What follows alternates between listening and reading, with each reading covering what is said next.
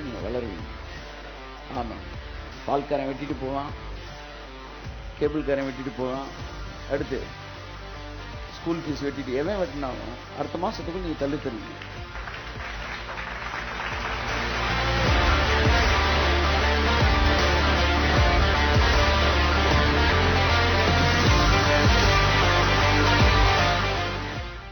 புரியுதா இல்லையா?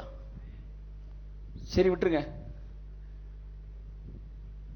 செத்து போனவனை எழுப்பக்கூடிய வல்லமைய உனக்கு கொடுத்துட்டேன் அப்படின்றார் கர்த்தர். எப்படி? செத்து போனவனை, அவன் எப்படி செத்து போனாலும் நீ கை வச்சா 500 கேஸ் 500 கேஸ் என்ன ஆகும்?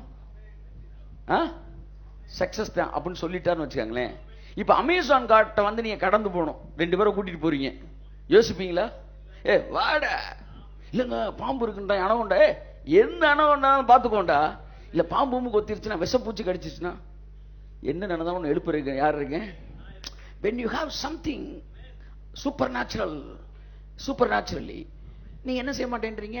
இயற்கையின் விஷயங்களுக்கு பயப்படும். அப்படித்தான் ஐஸ்வர்யமும் உங்களுக்கு இயற்கைக்கு அப்பாற்பட்ட அளவு உங்கள்ட்ட இறங்கிருச்சுன்னா, எப்படி வந்து வியாதியை பார்த்து செத்தவனை உயிரோடு எழுப்புகிறவன் சுகப்படுத்துகிறவன் பயப்படுகிறது இல்லையோ, அப்படியே நஷ்டத்தை பார்த்து ஐஸ்வர்யவான், சாதாரண ஐஸ்வர்யவான பேசல, the God connected rich man, super abundance in richness, இப்பேற்பட்ட மனிதர்கள் இந்த உலகத்தின் நஷ்டங்களுக்கு பயப்பட மாட்டார்கள்.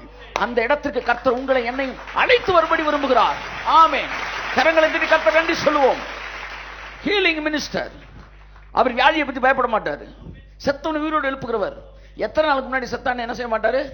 யோசிக்க மாட்டார். 4 நாள் ஆச்சுனா, 4 நாளா 40 நாளா கல்றே தரடான்ட்டார்.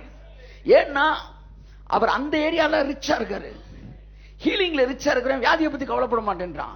அது எத்தனை நாள் வியாதி கேட்கறதே கிடையாது. ஏன்னா he has something.